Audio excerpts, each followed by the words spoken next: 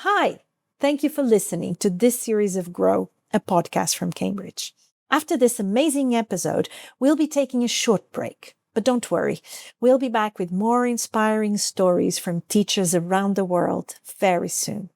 Now over to Uyen Pham and Sarah Ann in Vietnam for another fascinating conversation. Teaching's not easy, especially if it's your first time. I promise you, it gets better, it gets easier, and it gets a lot more fun. So don't give up. And if you feel that it is your passion, you feel that it's something that you really would like to do in your life, give it a shot because it's a shot worth taking. The best feeling for me is having a good laugh with my kids. It's having fun and sharing stories. I want them to know that I am their ally in their learning journey.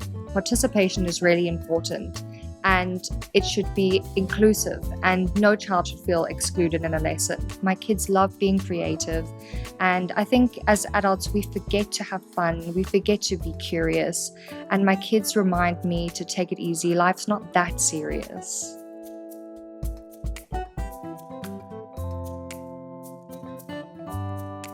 Hello. Thank you very much, Sarah Ann, for taking your time to join our podcast today and for sharing with us your personal experience. Thank you so much for having me. I'm so happy to be here. You say that when you were at the university, you were working with children as a side job, and then you realized that teaching came naturally. What aspect of that role and experience led you to realize that you really like the teaching job? So I was in my final year of university and I took on an au pairing job. And at the time, I didn't really think much of the job and I really didn't think it would have such an impact on my life. And as I started and as time went by, I realized I was having a lot of fun. And I was taking care of 2 children and they really depended on me when it came to exam times, helping with school projects. And I found that finding ways to describe things and explain things was really fun. And I didn't feel like I was going to work. It kind of felt like I was going to meet my 2 little friends. Yeah. And Chatting with them. yeah, and the girl that I was taking care of, she gave me a really nice compliment. She said, "You should be a teacher." And then it kind of stuck with me. And I thought, stuck with you. yeah, and I thought, maybe that's a good idea. Yeah. COVID-19 happened and it gave me a lot of time to think. And from working with kids, it really pushed me towards taking on teaching as a full-time job. And here I am. So in 2021, you moved to Vietnam. What inspired you to take the leap and start teaching English in Vietnam? What were your first few months like? So the inspiration came from that feeling where you need to change something in your life. And I felt like I needed to do something new. And my friends had mentioned teaching abroad. I'd seen it online, and I really took it into consideration during the time that I had to myself during the pandemic. And then I got the job in Vietnam, came to Vietnam, and it was really challenging because in Vietnam at that time, they were experiencing the COVID-19 pandemic. Right. Yeah, in my country, it was practically done. COVID had sort of just hit Vietnam, so I was experiencing COVID for the first time again. And I had to navigate through a new country, navigate just the small things, opening up a bank account, finding out which supermarkets I should go to, where I shouldn't go, what I should do. It was not easy. No, it wasn't easy. And I think that those challenges really helped me to be resilient and independent. And 4 years later, I'm still here. So you came here, then COVID hit Vietnam, so you started teaching online. How did that feel with teaching online back then? Honestly, my first experience teaching online was awful. I think the biggest mistake I made was I overprepared everything. Oh, yes? I took a notebook and I basically wrote a script as if I was going to be in a play. Yeah. And teaching just isn't like that. It's not a straight road. We go down different paths. In 1 hour, a lot can happen. And bear in mind, we're teaching online, so I didn't have very good Wi-Fi. I didn't have the right equipment because I didn't intend to teach online. I didn't know I was going to teach online. No one knows that, right? Yeah. But after my first lesson, I closed my laptop and I was like, what just happened? And I thought about what could I have possibly done wrong? And I realized I think I over-prepared. Just take it as it comes and chill, relax. So, how did you feel when you first started to teach face to face again? So, of course, I was nervous to meet kids for the first time. My whole life, I'd always been the student, I'd never been the teacher, but it was really refreshing. It was so nice to be able to see faces, facial expressions, to hear voices clearly, and just to enjoy being present in the classroom and not having to worry about all the technical things that The you have. Wi-Fi, The Wi-Fi. There's no Wi-Fi when it comes to teaching in the classroom, face to face. Yes. It was really nice, and I sort of got the feeling that, okay, you are doing the right thing. Yeah. Yeah. Wow. So, reflecting on those last 4 years, what advice would you give to teachers who decide to move abroad to teach English? One of the biggest pieces of advice that I could give someone who's planning to come and move abroad is to not give up. There will be times where it feels like it's really, really tough. And there's so many elements to saying that it feels tough. You miss home, Yeah. you miss things that you're used to, and you miss your friends, you miss everything that you really know. And teaching is not easy, especially if it's your first time. And you may feel, oh, I don't know if I can really do this. But I promise you, it gets better, it gets easier, and it gets a lot more fun. So don't give up. And if you feel that it is your passion, you feel that it's something that you really would like to do in your life, give it a shot because it's a shot worth taking. Stay resilient. Yeah. Yeah. Wow. You teaching grade 3, grade 4, and grade 5. That's right. How do you tailor your approach to suit different age groups and different learning styles? So we've got grade threes, the young ones. I try to incorporate as much fun as I can because if I don't incorporate fun, I totally lose the kids. They are not interested in reading off a screen. They like movement. Yeah. We play games. We listen to music. I show them a lot of visual aids. And I just kind of keep it light and fun. They're still young, and I have to keep in mind that they're just kids, you know? Yeah. They are learning a new language. It's difficult. And I try not to put too much stress on them.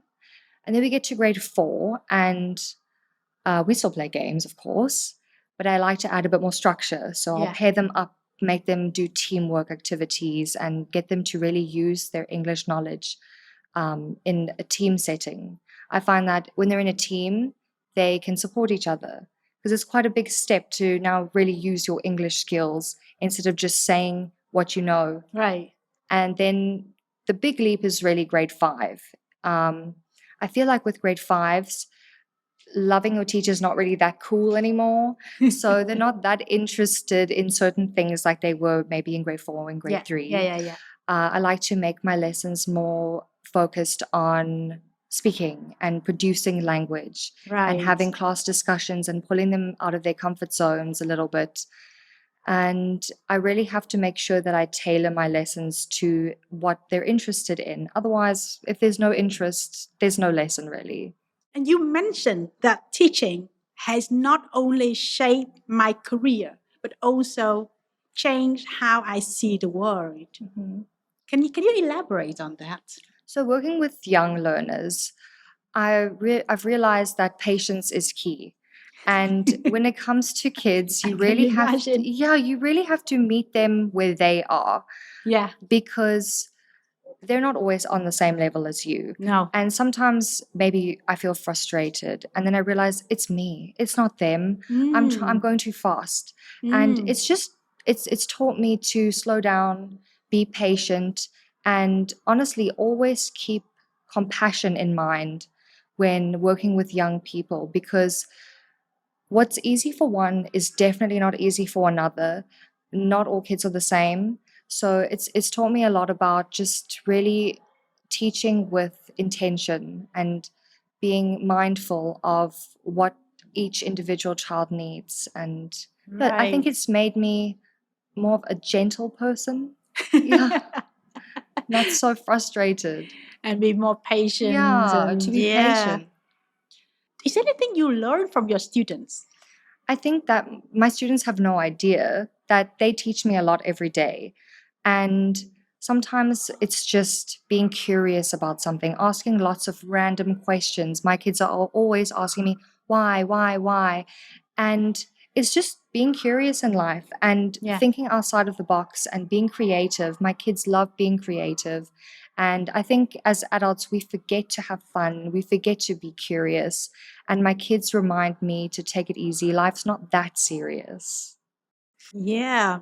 Now, looking ahead, what are your hopes and your goals for your teaching journey in the next few years? I'd really like to further my educational career path. What I would love to do is further my studies and perhaps bring a bit more of well-being into my classroom. I think it's really important, especially these days. Kids are really stressed and Yeah. there's so many things that kids worry about. And it's really important for teachers to be mindful when teaching. So I'd really like to further my studies and implement mental health and well-being into my classroom. I think in this day and age, it's very, very important. Indeed. I think now we've been talking a lot more about learners' well-being and teachers' well-being, especially since COVID-19, Yeah. right? So what is one thing that you hope your students would take away from your lesson? I hope that they would just take away the fact that making mistakes, that's okay.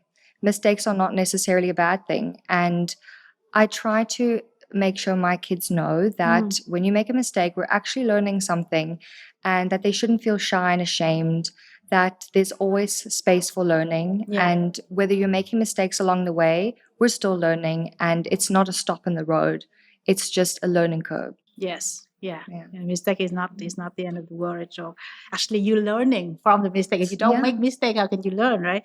How do you stay motivated and continue growing in your profession?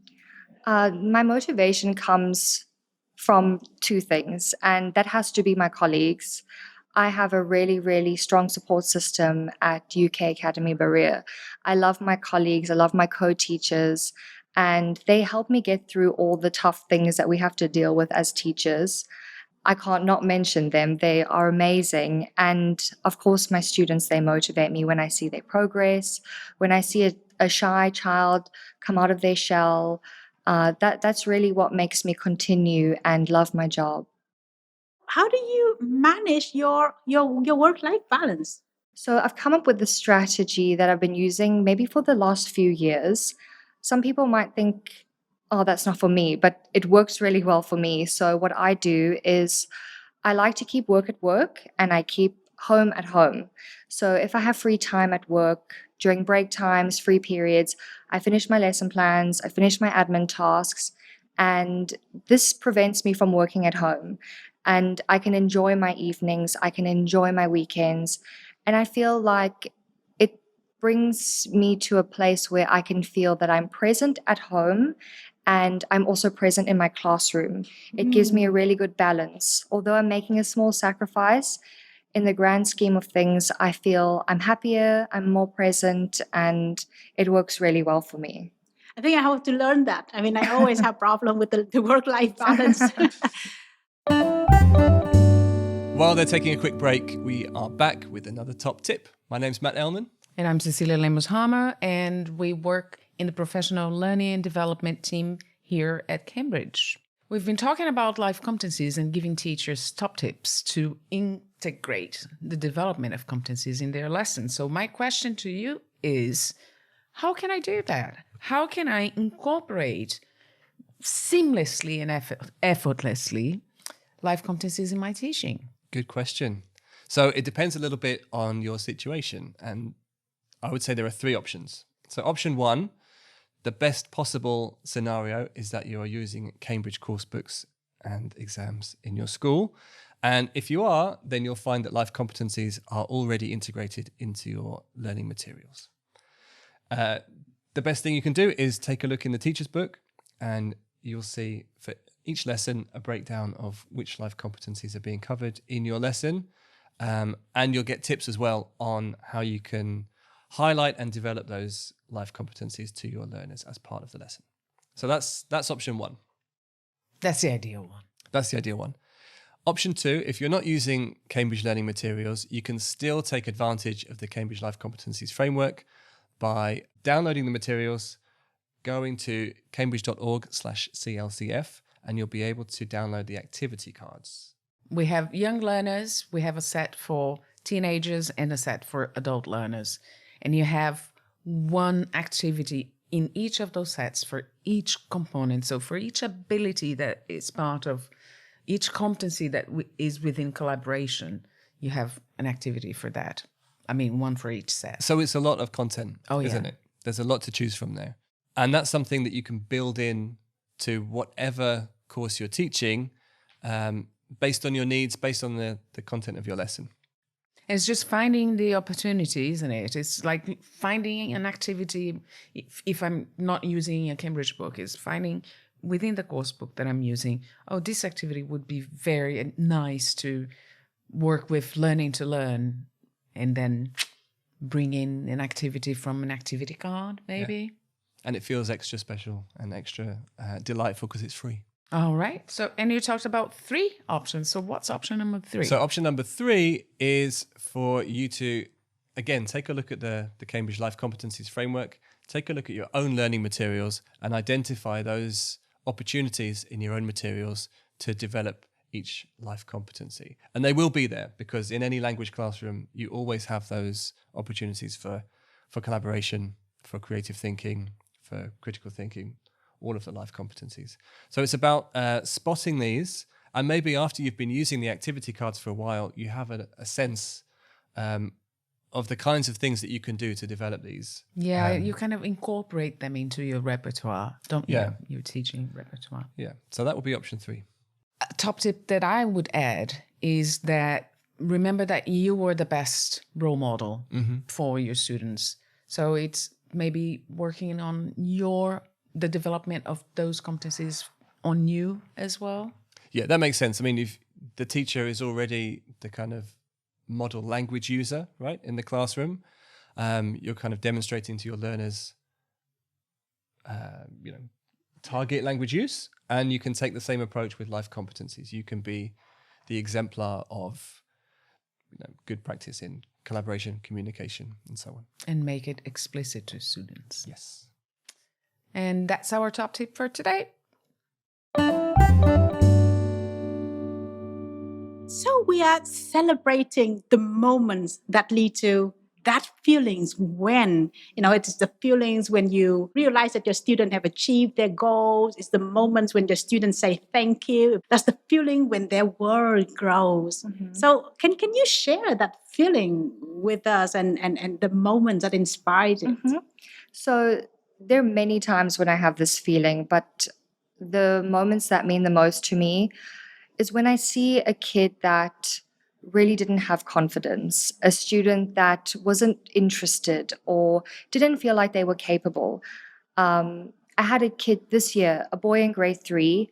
He was really, really shy. He didn't want to speak with his peers in the classroom. He was really, really stuck in his ways and he didn't want to participate. And I thought, the best thing to do is we take it slow, step by step. And I started just with simple questions, yes or no. I pulled him aside privately, yes or no questions. Yeah. And we just continued week by week, day by day, implementing a little bit more, maybe grouping him up with a friend, someone he's close to, getting him to come to the front of the classroom and write on the board with a friend, and doing it alone. And recently, just before we had our midterm tests, I was completely surprised, and everyone in the class was too. He raised his hand and he provided an answer in front of the whole class.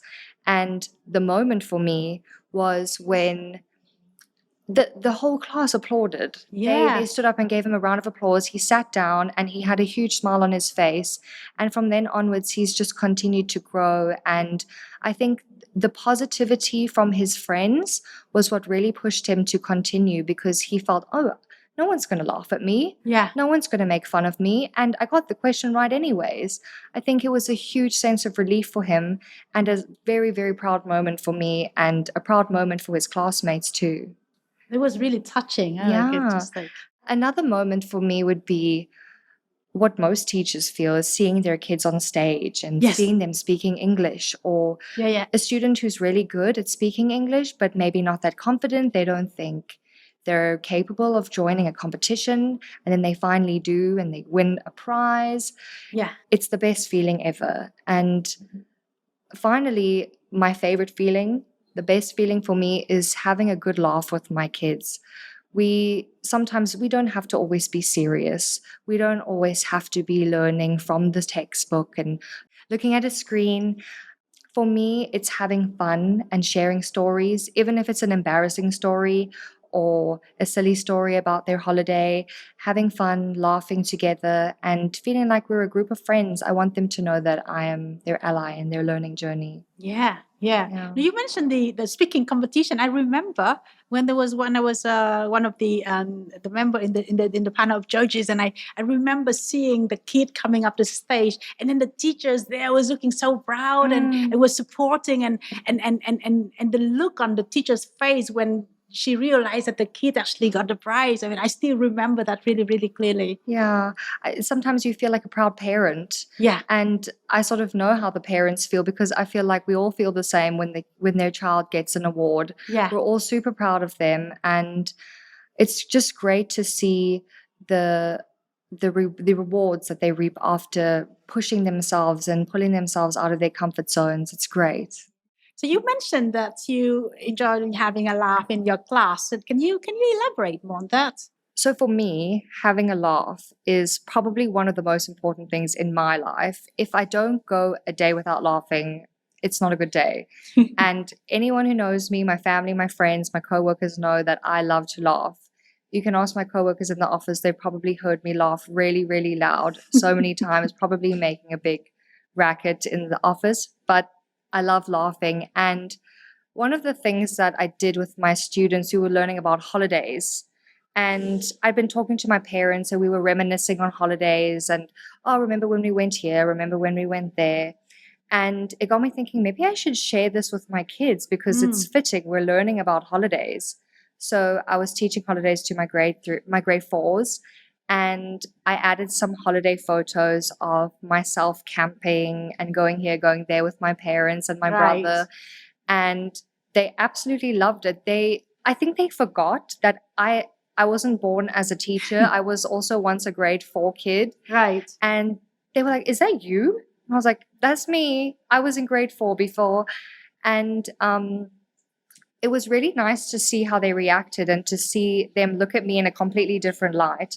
And it was funny because I was wearing my swimming costume. We were swimming. I was wearing goggles, and it was just silly, funny photos, maybe a bit embarrassing for me, but the kids loved it. We were all laughing, and it was nice to show them a sneak peek into my childhood. And it was nice for me to look at my photos from my childhood. It was nice to remember and to explain, oh, we went here, we did this.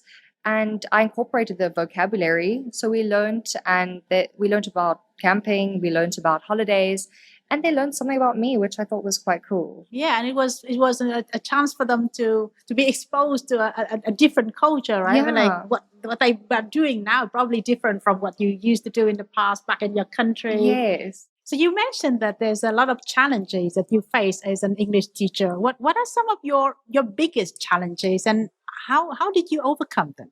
So at the school I'm working at right now, UK Academy Berea, it's an all-inclusive school. So in my class, I can have a wide variety of students. So maybe I'll have students whose first language is English, or students who speak English with their parents and family members at home. Or perhaps I'll have a student who's never learned English before. It's their first time in an English classroom. Perhaps I will have students who have diagnosed learning disabilities, or students who are on the autism spectrum, students who perhaps have ADHD or sensory issues. And this comes into play especially when we are learning new things. I have to really think about how can I change my lesson to fit the topic for every single student, to make it fun and engaging, because for me, at the end of the day, participation is really important, and it should be inclusive, and no child should feel excluded in a lesson. Yeah. So, for example, I was teaching instruments and music to kids, and I had a student who had sensory issues. He really didn't like loud sounds. So I had to find a way to teach them about instruments and music without playing loud music and without having loud and sudden sounds. And I had to think on the spot. And sometimes, it's not easy to think on the spot and be spontaneous and creative. So that's challenging for me, is trying to control an entire class while trying to cater for everyone's needs. But I really do try my best, because a child that doesn't feel valued in a classroom, I feel like it's not a good environment for them to learn. And I'd never want a child to feel like that's the environment they're in my classroom. Yeah, that's the challenge for me, is just keeping everyone happy and keeping everyone engaged. Sure is a very big challenge, right? Yeah. And having to be always creative and improvise just to make sure that it fits everyone. All right. So morning lessons or afternoon lessons? Definitely morning lessons. The kids have so much more energy, and it sort of sets a positive tone for the rest of the day. What is your favorite English word or phrase? I'd have to say that I unintentionally have a phrase that I use multiple times every day, and that is, "Are you ready?" I don't even realize that I'm saying it, but I even say it during speaking tests. "Are you ready?" And when I say it, the kids know there's something that needs to be done. And I think it's quite useful. They know that's the key. Those are the key words for it's time to go. Yeah. Okay, next question. Are you ready? I'm ready. I've been ready. What is your worst teaching habit? I have to say, my worst teaching habit is getting carried away with talking about South Africa. My kids are really interested in my life back home. And of course, I am a foreigner in their country, so they want to know more about me. But I do get carried away with telling stories. And as I said, I like showing them photos. And sometimes I look and the whole lesson has gone by and we've just been talking about South Africa and the school that I went to. And that's probably the biggest problem, is getting carried away and oversharing. No, but that's actually an opportunity for you, because you get to have something interesting to show to the students. Yeah. Oh, I love South Africa. I love South Africa. What is your go-to snack or drink during the day? It has to be tea. Not just one cup, multiple No cups coffee? of tea. No coffee, tea. It's tea. It always will be tea. Yeah. What is one thing that you couldn't live without in your classroom? My whiteboard markers are really important for me.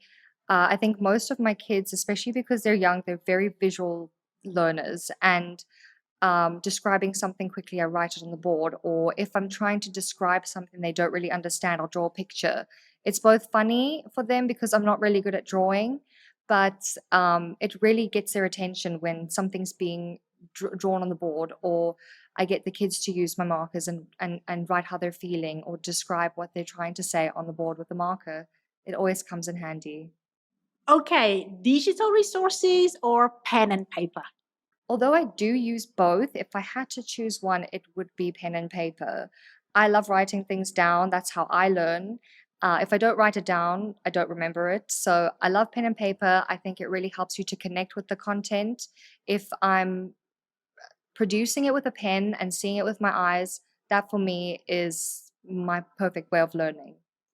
Well, thank you very much, Sarah Ann, for coming here and sharing with us all of your insightful experience and teaching journey. That was really, really good. Thank you so much for having me. It's been really lovely to meet with you and chat with you.